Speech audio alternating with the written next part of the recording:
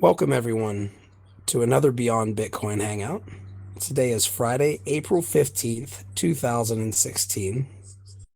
We are joined by the Beyond Bitcoin community and by Merivercap today, who is a member of the BitShares Talk forums and is working on a project called bitCash. So, instead of me providing all of the introduction, I like to give it to him to kind of provide a little bit of an introduction. River Cap, if you would like to tell people what got you into crypto, what got you into BitShares specifically, and a little bit about yourself that you feel everybody might want to know, and then go into your project, that would be an awesome start, I think. And then we can go into the community questions, like you said. Sounds good, Fuzzy. Thanks so much for inviting me, and thanks for those that are here to listen in. Really appreciate the community support. Really happy to just be involved. Just a little bit about myself, and then a little bit about bitCash. I'm from the San Francisco Bay Area, about an hour away from San Francisco here. Really bootstrapping a startup. I got into crypto. Really didn't believe in Bitcoin originally, early on, and I read Eric Voorhees' paper on a libertarian blog and kind of revisited the ideas, and it started to make sense. So I was always in the financial services industry, and been working there for over a decade doing contract work. But yeah, I was disillusioned with the whole financial system, and when I started kind of reading more about Bitcoin, I started getting into it and attending the Bitcoin meetups here locally in San Francisco, and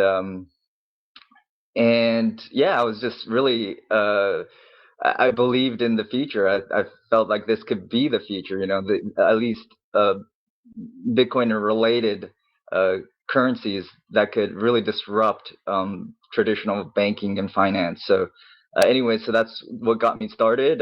Started following Ripple a little bit, and then Stellar, and then found my way to BitShares, and thought that the market pegged assets were the key to getting mainstream. And I think with the design and parameters and everything that Bytemaster and the developers created, I was I was all in. I thought this was the key to getting mainstream adoption, and I still believe there's a huge potential, untapped potential with the smart coins.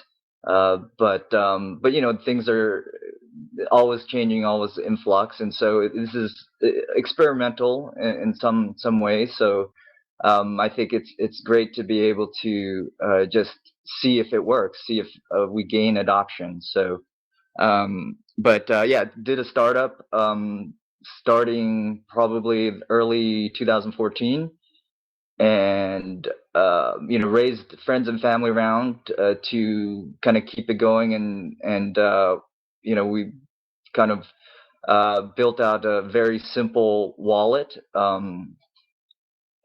to very minimalist, simple wallet that I think hopefully the average person can use, and even grandma.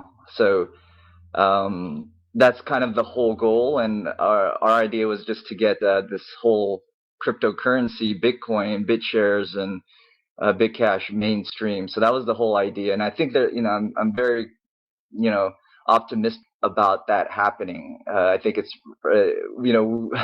we haven't, as a crypto community, been able to do that yet, but I think there's hopefully we can help get it there. So um, anyway, so that's kind of the long and short of things about me and bitcash.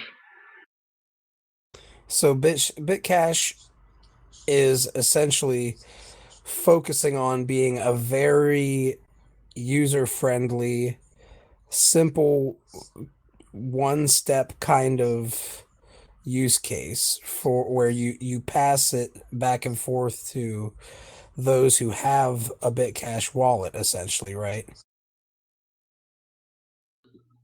Yeah, that's true. It's really to use as a alternative to traditional dollars, Federal Reserve notes that we, are familiar with. And the idea that we have a crypto version of that that cannot be limited, that cannot be restricted, that cannot be frozen, I think that's incredible. And sometimes we forget how incredible this technology we already have is, and to you know be a gateway to all these other things that are going on in the crypto community. When someone starts to use it and not know that they're actually using something that has all these advantages, low cost transactions where you can send something, and buy things, goods and services to anywhere around the world. It's just fascinating. It's just, I think it's incredible. Sometimes, we've been in this for a long time. We just forget. Wow, this is still something that not a That's a lot of people. certainty. Yeah. So We tend to forget what value we have right in front of us. I was actually talking to someone about something very similar the other day. I said, we have been stuck in bit shares for so long, looking at what's going on, that we sit here and we always talk about, man, the wallet needs this, the wallet needs this, the wallet needs this. Um, but then you go out and look at the other wallets that most cryptos have, and you realize, wow, um, our wallet is basically an exchange. I mean, it's a wallet and an exchange together. And that in and of itself is powerful. But what you're doing and you're focusing on is the the speed of the network and the ability of people to essentially send cash to each other across the world in very short period of time, right? uh, yes, that's correct. And you could think of it partly as a gateway to all the things you're talking about, being a wallet and exchange for anything. uh, and so maybe just as an introductory wallet where it's very focused. I think that's the key to get the mainstream audience involved, and it could lead to a gateway to Bitcoin and other currencies as well, and being able to trade almost anything on the decentralized exchange. So, but our focus is really with the mainstream audience, just trying to make it easy, and because there's a lot of value in having a crypto asset that can't be limited, frozen, and can be transferred at very low cost. Just as an example, if you look at merchants today, they spend about 3% if someone uses a credit card. If you're a high risk merchant, you're spending a lot more, just you know because of credit card fraud. Now, if you flip it so that you're sending cash to the merchant instead of a credit card, or using your credit card, merchants are incredibly happy, because not only do they have to pay the 3%, they have to spend a lot of money just you know trying to figure out if their payment is legitimate and if there's going to be a chargeback. So you could add probably 2, 3, 4% on top of the 3% that they pay, um, as the cost to run their business. So we, really flip the script in that scenario, where we're saying, hey, we're going to actually send you digital cash. And so consumers have to be a little bit more aware that, hey, now you have to trust the merchants a little bit more. But it actually creates an interesting dynamic where it gives merchants, that typically would struggle to survive. They'd probably, be extremely happy to have this kind of solution. So,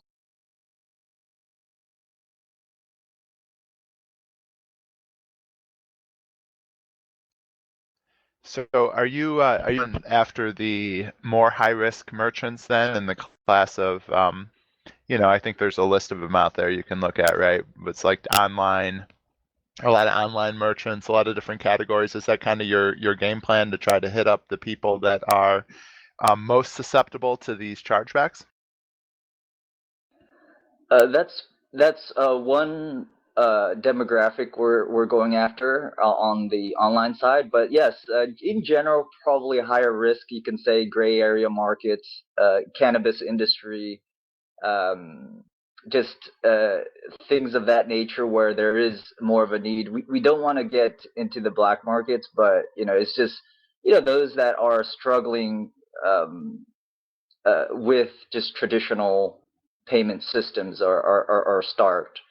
And so we do have to start with a niche, be very focused, and grow from there. It's we like to be broad and just introduce it to friends and family and just everyone we know, because I think there's such broad potential.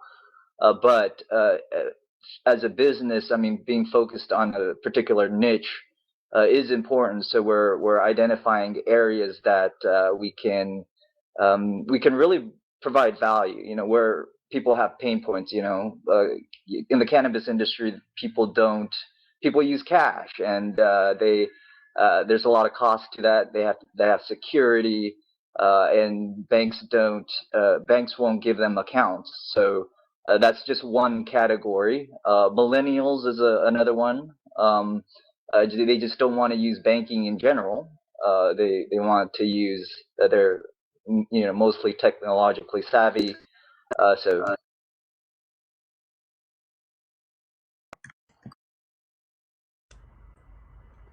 Okay. yeah, Solomon, Real definitely agree with you there. No, I Well, love your Hadrian product, asked what bro. I like to call a foundational question, and he says here, can you speak about the relationship between bitcash and cash USD? Sorry, Solomon.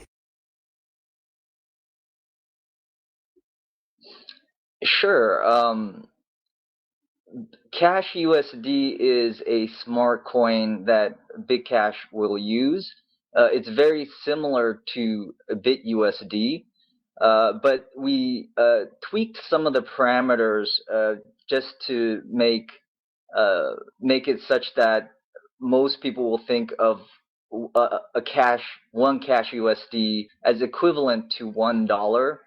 There's a little bit of theory behind that. I did write a blog post on BitShares Talk forums, but I mean, I'd be happy to answer more in-depth questions about that. But essentially, if we tweak the parameters, I think it's fantastic. Number one, that we're able to do this on the platform, uh, and it's there. I think we all have kind of these.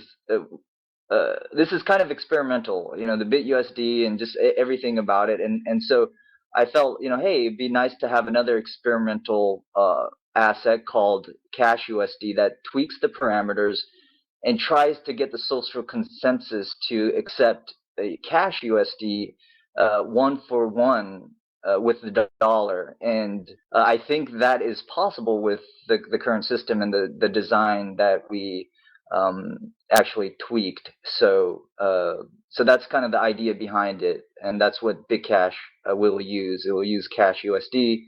It's a smart coin, um, and it just tweaks a couple parameters, and hopefully, I think that can make a difference. But we'll see. It's experimental, so.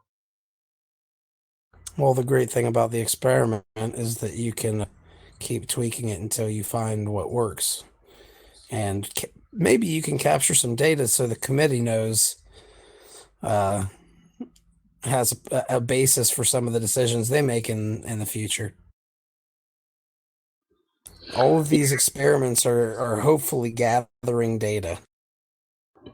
Absolutely, yeah. I think these experiments and these ideas, hopefully it'll end up somewhere. I'm hopeful that we can, be the ones to kind of make it popular. But if someone else takes it, just the fact that, hey, someone was able to make this successful, I'd be all for. I'd be incredibly happy with.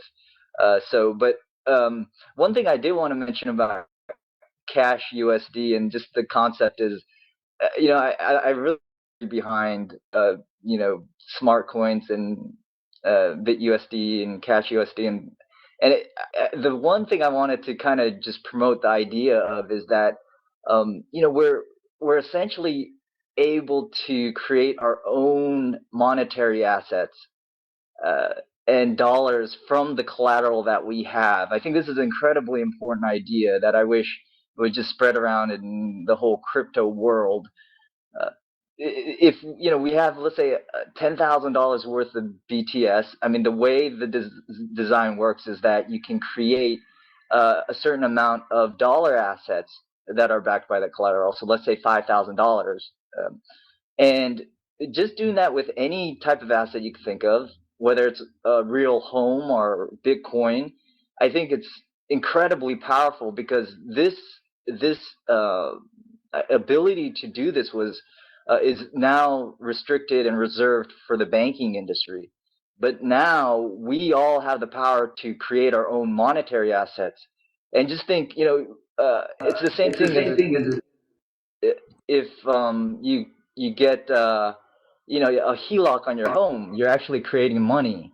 You're creating, you have a $500,000 home and you're creating a $200,000 HELOC, and that's actually used as money. You use it to spend on things, or and banks grant you that ability to do that. So it's just extending that idea everywhere, and I would argue that that's actually how banks create money today, using what are this your thoughts? mechanism. What are your thoughts on the use of this mechanism and the legalities of it in the future? Do you see us running into any problems that you currently are aware of? Yeah, that's a great question because we are in a way disrupting the way traditional finance works. But I would say we're complementing what already exists. Secondly, it's peer to peer, so we're actually creating these assets on our own assets, so there's less regulatory scrutiny because of that. But other than that, I think because of the way BitShares, ByteMaster, and the developers designed it, it really kind of shelters a lot of the regulatory risk. So, essentially everything is mostly algorithmic, and just like the BitShares ecosystem, there's probably certain areas where they may try to let's say go after, but we're very decentralized, diversified, we're geographically diverse. So the things that the I think the network protects us from, I think, is similar to how these smart coins will be protected because it's so decentralized. We do have the protection that, hey, we're just witnesses, or we're just participants, we're peers. We're not a custodian of money, which is I think a key. Got Uh, you. Because the blockchain becomes that custodian. Exactly, and I think that's where the power is. That the idea that, hey, we're not, and it's great for security in general that no one, but the blockchain has that ultimate control, and I think that's what regulators are, oftentimes concerned with. Anyways, I'm a libertarian, I'm independent minded, and sometimes I would say, hey, that's just our right to be able to do that, but regulators, there are a lot that just look at something and see the risks, especially if you're a custodian, and that's understandable. So, so anyway, so I just kind of try to look at it from their perspective, those that actually want to, do this kind of regulation. But I think the way it's designed, it's just incredible. ByteMaster and the developers have done such an incredible job. I'm just amazed every day thinking about how how well this is designed. So Out of curiosity, do you and your team ever talk about additions to BitShares in terms of the design or taking away from certain aspects of BitShares? Any work that you think would be valuable for your project to be done on the BitShares chain? Yeah, we think about certain things. I think 95% of what we need and what we were looking for is there, but there is about, let's say, 5% that hopefully uh, we can get the community to get behind, and hopefully will help other companies as well, and we'll go from there. But right now it's pretty. I think it's a great foundation to start with, just to see if we get the traction. And as a startup, it's there's just a lot of other things that we have to make sure we can succeed at. So we can take it step by step and uh, just try to kind of roll with whatever changes happen on the system. So but I do understand that it is we've started this since, I guess, mid last year, or well, it's 2015, yeah, it's around mid last year. And there's a lot of changes that can happen on an ecosystem, and so we're always aware of that. But it may be early enough, and we're small enough that I think this is a good start. The BitShares platform, and things are still a little experimental, so I think it's good to start with this and do as much as we can, and then we'll see what happens in the future. Whether it's Steam or some other kind of you know ecosystem. We'll definitely consider at least uh, pegging to it or doing something with all the new technologies that are out there. But I do think starting with BitShares is the right way to go at this point. And but we'll see what happens in the future. But that's where I have a question as well for the community. I mean, what do you guys think about everything that's going on with Steam and BitShares, and what do you guys see in BitShares currently, and what is the community interested in right now with the BitShares ecosystem? Anybody have any answers on that or thoughts? Um, yeah, I wanted to say that I think it is definitely a little premature to give up on BitShares being the driver for mass adoption. I don't think we ever have given the referral program a chance. We haven't gotten to the login from anywhere, and we haven't gotten to the blinded Agree on both of transactions. those. Yeah, and I hope you're going to have the blinded transactions as well.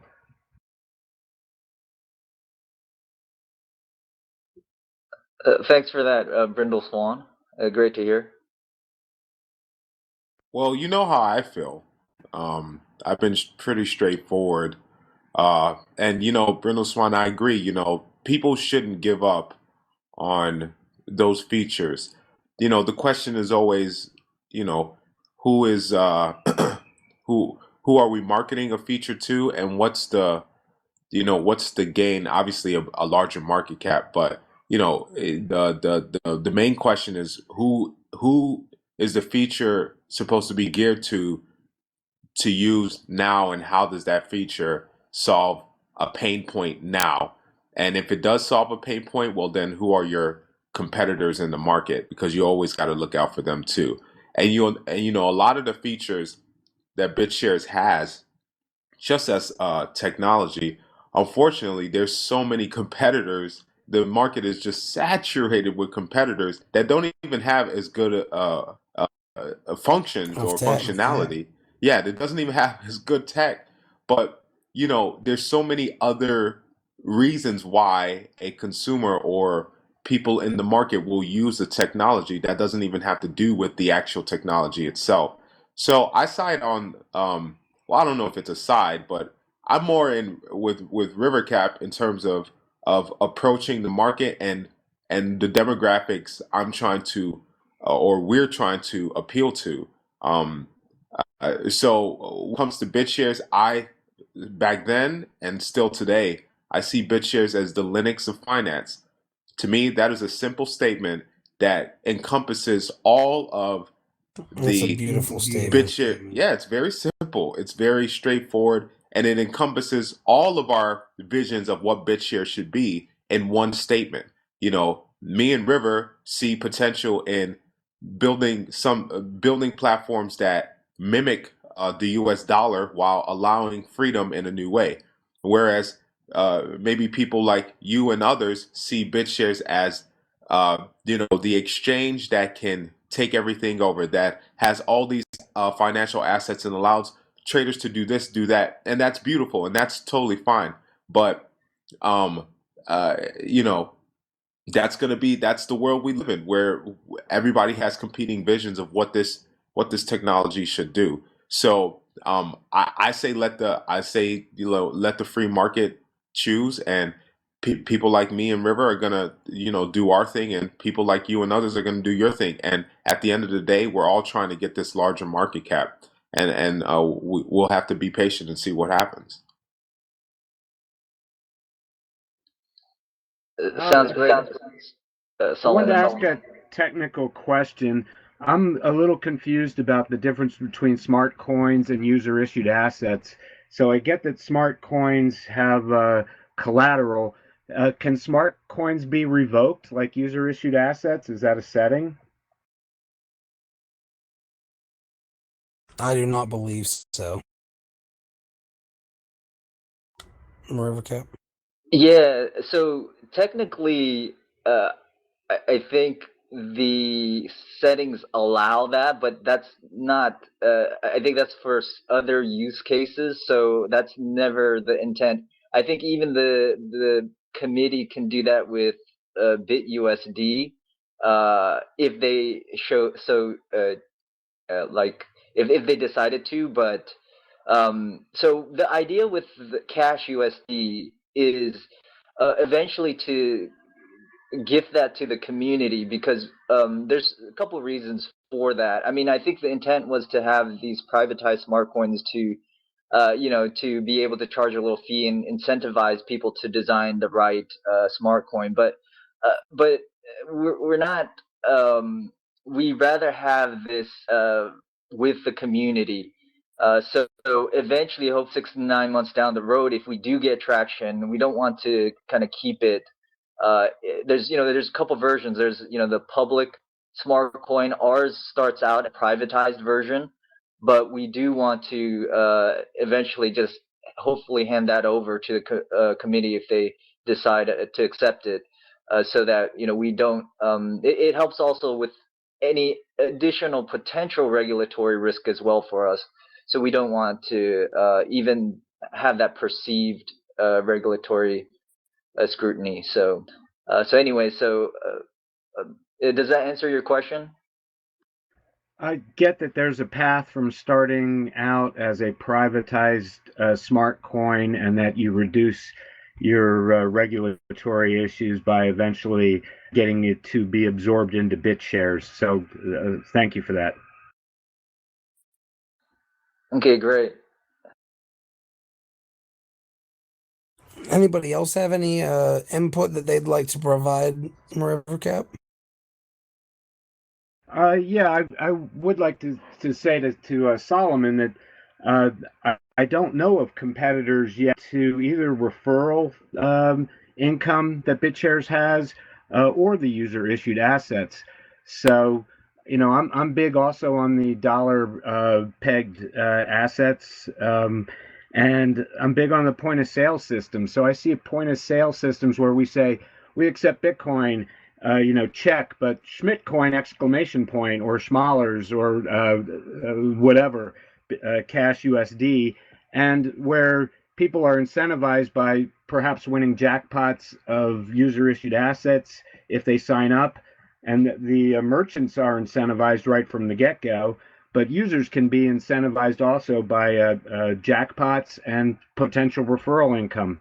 And the whole thing can be multi-leveled, even though it's not built in to the current system, but that could be done also.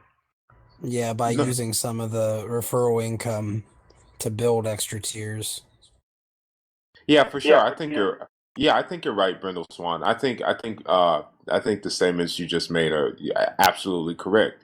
It's just, it takes, for instance, the whole Apple versus Android, where Apple will introduce a technology that's been around for 5, 6 years in Android, and people will act like it's just the greatest thing. And I think that's the point that I was trying to get at, is that people adopt things for so many reasons that go beyond the actual technology or the potential of its feature.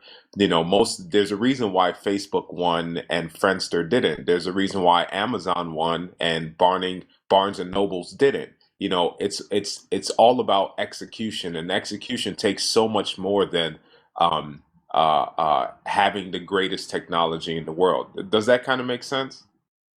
Makes complete sense to me. In fact, me being interested in BitShares might be a kiss of death because I've been backing cool technologies that haven't caught on, like wearable computing and crafts, and libertarianism as a social technology for the last 30 years. So if that's the doom of Are you saying BitShares, your track record is pretty bad? yeah, my track record is pretty lame. I like, computers like the Amiga. You guys probably don't remember that one, but yeah, I don't always. I like the good technologies, but they don't always catch on. That's for sure. I see. Oh, that's good to finally meet somebody though who's always at the forefront of pioneering stuff. But I mean, as you have stated, that does come with like its ups and downs. But it's cool to actually meet somebody who knows all the pioneering things, and we're there like from the very beginning. I had a similar conversation with my father at one point in time because I was telling him about BitShares and the difference between this blockchain and the other blockchain that existed at the time. And he essentially told me the same thing. He said, Justin, there are technologies that I've seen that should have gone mainstream and never did. And that really gets to the point of the demographics that you're wanting to use and reach out to bring the value to the network. So out of curiosity, Merivercap, is there any, like, if you boil it down to like maybe one or two, um what would those demographics be, and how do you think that what is bitcash going to offer them? I know you talked a little bit about merchants, but are there any others? Sure, that would be one, higher risk merchants, online merchants, first, and then hopefully real world merchants next. But millennials, and essentially a lot of what has resonated with the current crypto community. A lot of younger people. Uh, and millennials, as Solomon has mentioned before, I think that's a huge demographic that are wanting a solution like this. And the cannabis industry is probably one of our primary demographics and niches because they don't have banking currently. There's always issues that we have to customize, I guess, the solution for them and that community. But things like that are the top targets. And I guess you can also include. Well, there's I guess there's always there's a lot of use cases in general that I think can really catch Catch on. Just fire. one example. I think you guys are involved, I guess, in like gaming. I guess with what is it, freebie servers and whatnot. Gaming is actually really big, so hopefully we can collaborate. But I just think about just the market in general there, where people can actually, bet a little bit of money peer to peer with their friends, and things like that. So but we're focused, high risk merchants, cannabis, millennials, but it kind of also overlaps with people. You have a little bit more freedom, I guess, when you're younger to experiment, and so you have maybe a little bit of a sports betting, and things of that nature. So So do you see other interfaces being created to use bitcash in the future for these types of things? uh, bitcash is a little bit generic and broad, so hopefully we can just collaborate with all these other companies that are will build out the entire package. So we're very open to that. I mean, if you create a gaming platform for millennials, hopefully we can just collaborate, and they'll use bitcash uh, as kind of the back end, and ultimately it's BitShares, right? So, but we're just branding it Sure. as bitcash. So is it kind So of like replacing PayPal type of services? yeah, I was gonna ask that.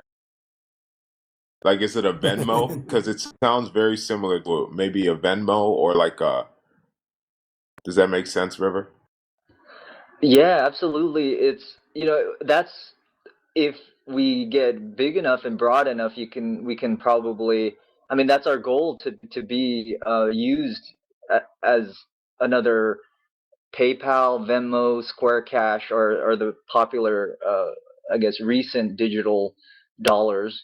And so definitely, we want to get into that space, but they're big giants right now. So we're focused on a particular niche, and maybe down the road, that's the goal, to get as big and to be as popular as those uh, solutions right there. Awesome, awesome stuff. That's a good vision, but that's a good long term uh, vision, I would say. Thanks a lot, Solomon. Certainly.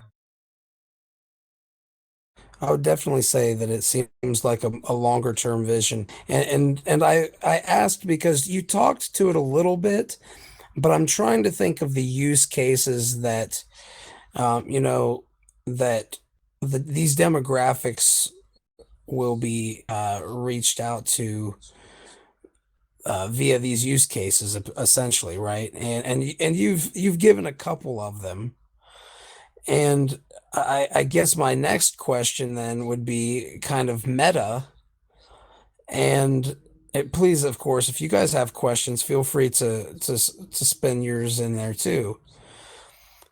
But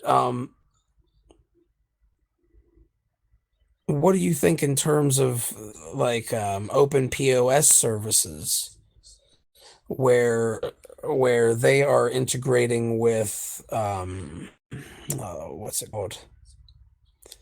Uh, it's a specific accounting software that is already used by a lot of merchants. Are there? Are you familiar with the project? Yeah, absolutely. I've seen it on the forums, and I think there was I think Ken Code spoke about it in the Mumble, and I think it's fantastic. Point of sale solutions. I mean, these are real world applications that I think will be needed and necessary to get this used everywhere. So hopefully, we'll be able to collaborate and integrate, BitCash as well as BitUSD and other currencies in those POS systems. So there's definitely potential for collaboration there. So I'm look forward to that. So you see it as more of a collaborative crossover uh, to what you guys are doing. Yeah, yes, absolutely. I think it's all these merchants, they're open to trying different payment uh, systems and currencies. So we'll be promoting bitcash specifically, but a lot of these systems allow multiple currencies. I think OpenPOS allows multiple cryptocurrencies, not only ones um, on BitShares, but also Bitcoin and other coins. That's what I understand. But so and most merchants are open to that. The idea that, hey, we want to accept as many types of payments as possible, and so hopefully Sure. So it's we'll kind of the focus. whole idea. Oh, sorry, go ahead. No, go ahead. It's just kind of the same idea as exchanges. We want you to you to load our accounts with whatever money you want to give us, as long as we can get something that is predictable back in return, in terms of dollars or a currency that can be used and stored. Sure, there are parallels with the idea of having many cryptocurrencies on our exchange, and the idea that there will be many types of payment systems um, for the real world as well. And we have to expect that there are very big players in this space. There's Apple Pay, there's Samsung, there's Facebook, there's Google. You name a giant, and they're getting into payments. Not necessarily for the transaction fees, but just the network effect. And so any large, uh, I guess, unicorn or large company like Google, Facebook, Apple, uh, they all have a kind of a piece in this payment world, and so we're trying to carve out a niche and hopefully expand and be one of the main players in the space. But I can imagine there's a lot of solutions out there, and so we'll see exactly how much traction we could get. You know, just uh, understanding that there are a lot of giants in the space. So. Sure. And are you guys going to make money off of a cut of the transaction fees? Well, we're dependent on the BitShares platform, and so uh, it's a little in flux depending on the community. But I know rate limited Sure. transactions are coming up. Uh, Hopefully, there will. The idea was to have a little fee and allow members, long-term members, to actually get the free version if they upgrade their membership. So that was actually our business model, to utilize the referral system, and actually that was our prime, uh, I guess, revenue model. It's a little bit in flux right now, but I do think there is. I mean, we're dependent on that. But if that doesn't happen, we'll have to find alternative means, and uh, building the network effect is incredibly important. So I can understand why free is actually a very good model, but we would need funding for that, and that's what most companies do: get the network effect, get venture capital. So I didn't want to go entirely that route. So I think the referral system is what I'm hoping to, at least in the short run, at least get a little bit of cash flow to help sustain ourselves, so we don't have to just rely solely on network effect and venture capital. So Yeah, hope that River. answers. River, I totally understand where you're coming from. It's kind of the issue that the my project had to deal with, right? Like figuring out because and Bytemaster talked about it earlier with Steam. If you look at any of the platforms that had huge network effects, or build large user bases, they usually tend to subsidize that with venture funding or any, to grow that network without having to really think about, uh, how they're gonna, gain a business model or pay for all of this. Because once you have 100 million users, well, you can find any kind of business model that would work at that scale. So that is an issue for cryptocurrency projects, though, also where we have to think about, you know, adoption and how barriers to entry can really can really cause a project or a feature to really lag in terms of adoption because people simply are not willing to invest the time to see the value that they can gain. And so I would say I would hope that you wouldn't close the door completely on different ways of gaining funding so you can actually incentivize people by giving a lot of maybe giving stuff away, like giving the bit cash away so they can use it and actually see the value, and you can actually gain more from that. What do you think about that? Uh, I agree. I agree with that. There's different ways, I guess, to grow a company. There's different strategies, and so um, I think mm, when it just there's a couple things. The revenue referral system hopefully will be able to participate and then pass along those revenue sharing or referral revenue over to those that are doing the referring, and so that's hopefully going to be part of it. Again, this is we have to see exactly what the referral system looks like. And but that was the plan, and that is the plan, to use the current BitShares referral system. We also are, with any company, there's equity in the company, so we're planning to, either give it to investors or, those, of course, employees and those that contribute to the project. So definitely using and capitalizing on um, uh, equity as an incentive is definitely part of the plan as well. So. Okay, I see. Yeah, yeah, for sure. And you're 100% correct. There are plenty of ways to fund a company, and that's actually cool that you guys have a startup structure and all that, all that goes with that. And I think obviously there's opportunity there to raise funds too.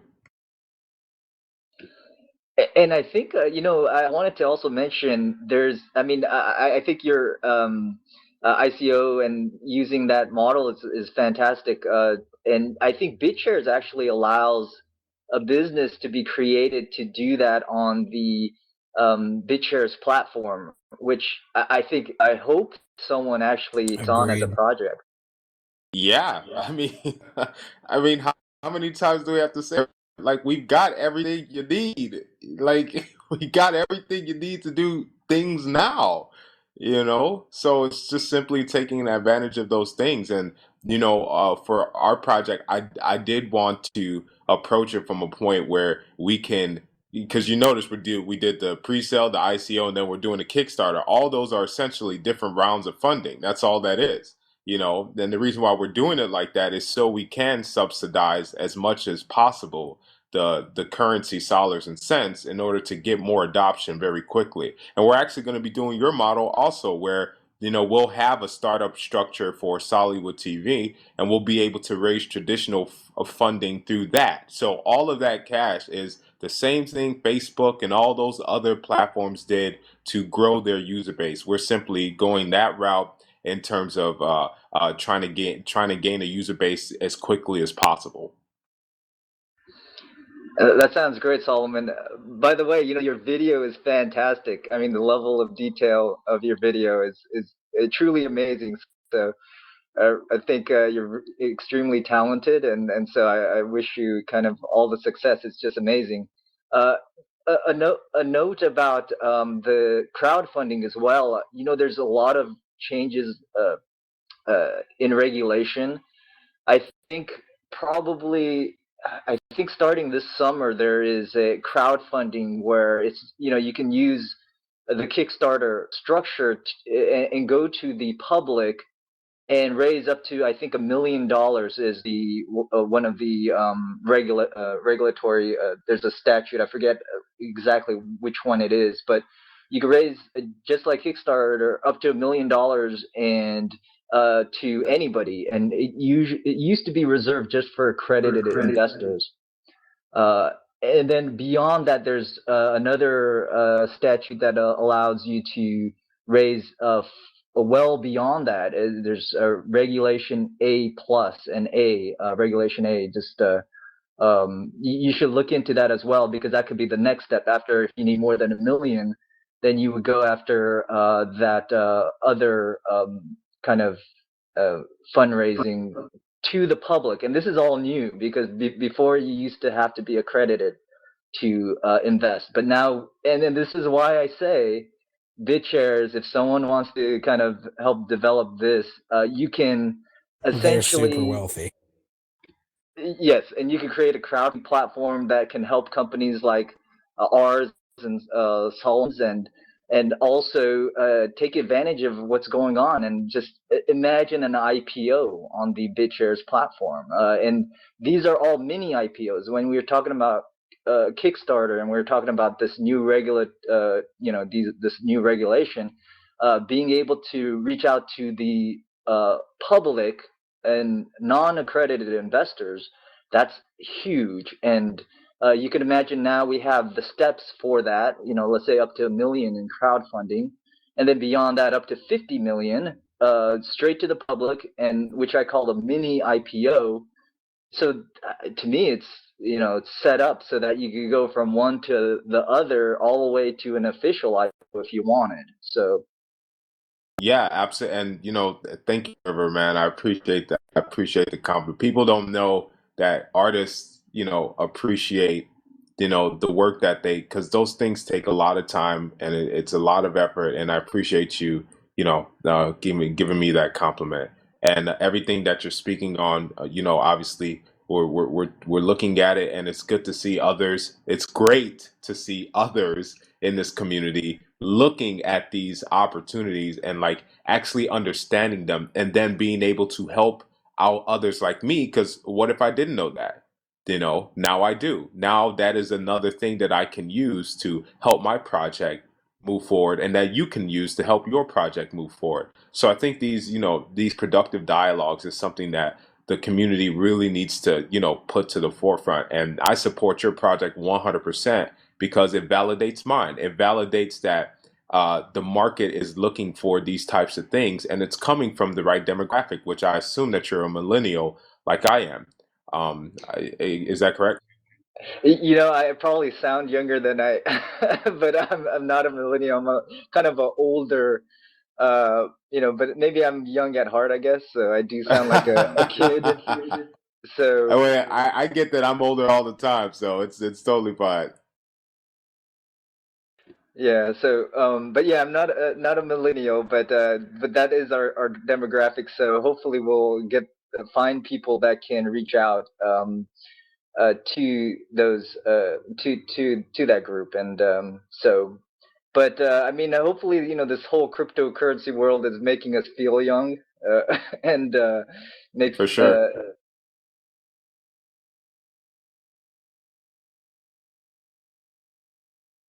Well, I'll tell you, it makes me feel like I don't want to say young, but it's almost the same feeling I got whenever I used to play video games when I was young and run guilds. It's to have people all be able to come together and build something like this is amazing in its own right. I agree. And I want to 100%. say we're sitting here at about 55 minutes, but I also wanted to say, Merivercap, I really appreciate that you brought up uh, this regulation. Do you happen to have any way of getting me the like a link to it or anything so I can post it here in Mumble? Sure. I'll try to find the best resources for that, and articles for that. And it's very new. So and it's exciting. So hopefully someone in the community actually takes that on as a project, because we can imagine these issuing and having these IPOs and crowdfunding uh, right on the BitShares blockchain. And so and I'm sure there'll be a lot of that in other ecosystems as well, but definitely I will send you what I have and what I can find. So Oh, just whatever you have. Don't go crazy. But the thing that I'm trying to do is one thing that I've been learning is we can crowdfund different services outside of using worker proposals to build these things on. So, for instance, once upon a time could potentially go out and start a crowdfunder for stealth, and he could give away X amount of tokens, create X amount of tokens, and the people who fund it on the BitShares chain get those tokens or get a portion of those tokens. This is a way outside of the worker proposals where we could literally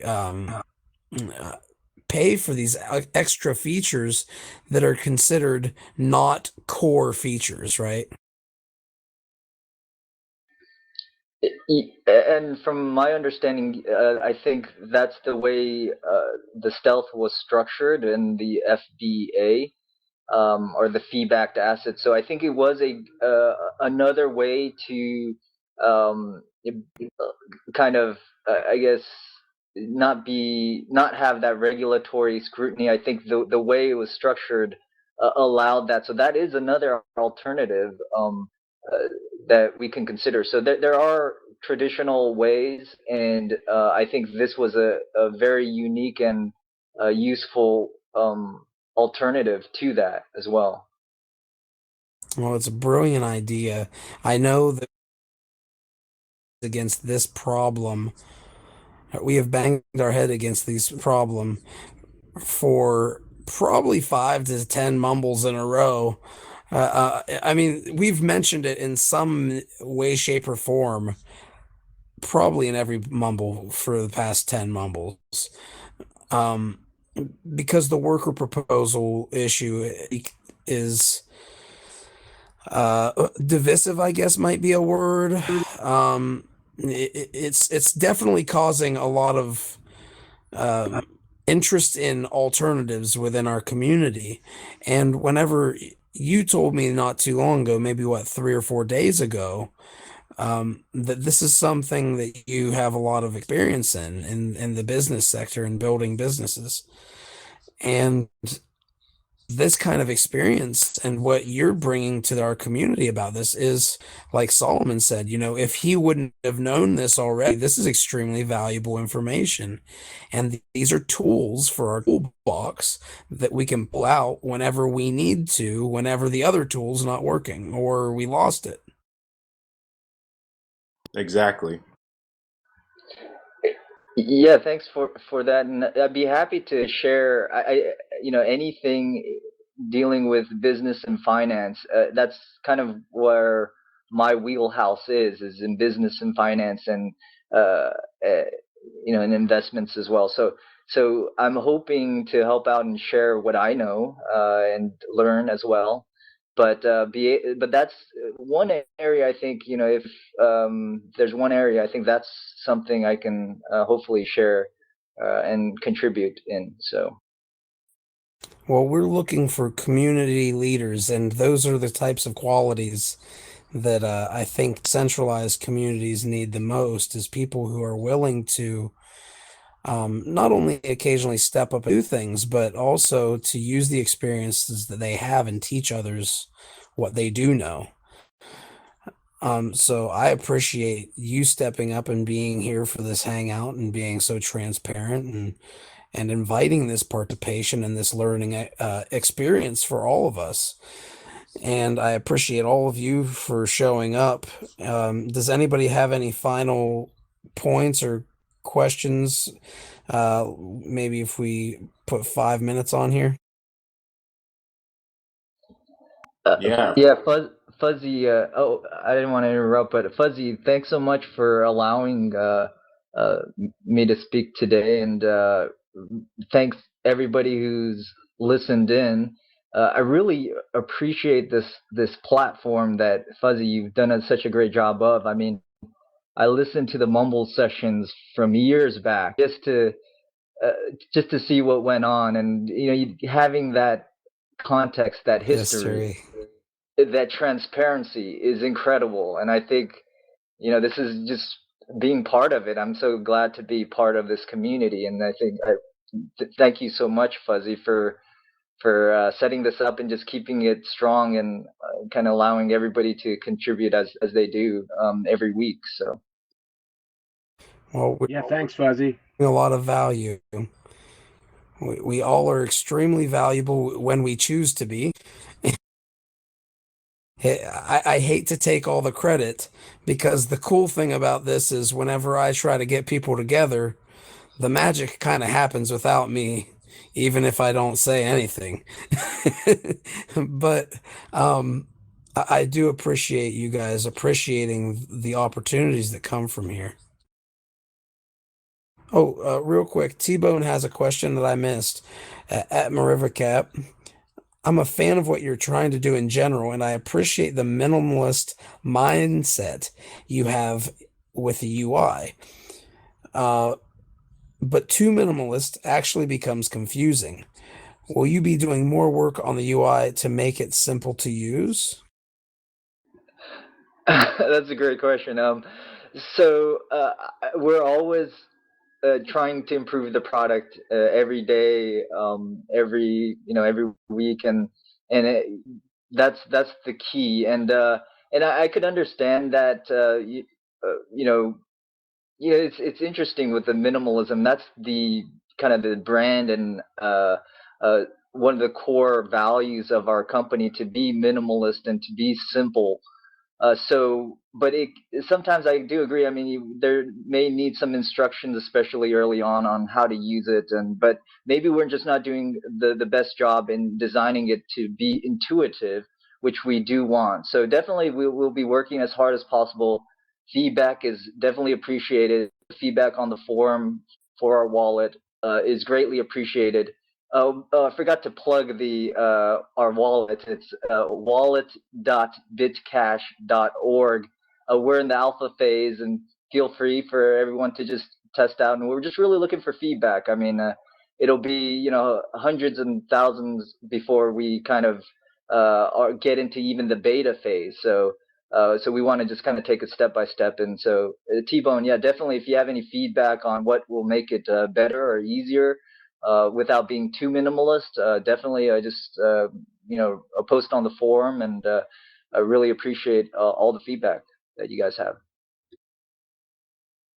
Well, I will say this here, in the whenever we have the bot back up and running, which it's going to be down for a little while because we're going to be really focusing on it being polished up a little bit. But you will have the ability, whether you hold Hangouts here on Mumble or whatever platform you use, to get the email addresses and the BitShare stock information of the individuals who are in Mumble for anything that you hold, or for Google Hangouts or any of that stuff by having them sign the guest book. This might be an option for you to get emails to send updates out to. And have you thought about the potential of being able to reward beta testers and people who would be willing to download the wallet and provide feedback? Sure. I think we're always thinking about those kinds of incentives. So there is the kind of brownie point version of our company, which is called gifts dot bc sharepoints. And so we're doing that just, again, for regulatory reasons. But definitely there's actually another project that's another startup locally that allows you to give away some shares for people that contribute and help out in doing particular tasks and things like that. So we might join that. I'm not entirely sure yet, but we're considering that, and so we'll definitely update the community about that. But yeah, definitely. And the guest list that you guys have, definitely will take advantage of those kinds of features we have available. So. Well, what tools are available, because sometimes it's very difficult to get the testing period of software done. And what a lot of people fail to realize is that whenever you are having software built and you're the person who's intimately working with it, you are probably one of the last people who needs to be testing it. So, thank you everybody for your time. Thank you, Merivercap. Merivercap has told me that he's interested in potentially holding a hangout here occasionally with the community. So I look forward to seeing you back, and thank you everybody for attending.